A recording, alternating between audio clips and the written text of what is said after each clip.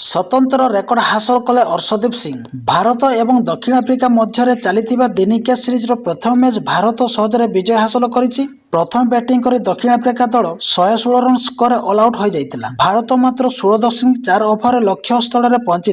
Debut match रे Sai Sudarshan 55 run पाड़ी खेली। अर्शदीप सिंह एवं आवेश खान भारत पर चमत्कार बोलिंग करथिले। अर्शदीप सिंह 5 विकेट नहीं बेले आवेश खान 4 विकेट नहीं। एही मैच रे अनेक रेकर्ड करा जायतिला। अंतर्जातीय कैरियर रे प्रथम थर पर एक मैच रे अर्शदीप सिंह 5 विकेट नहीं।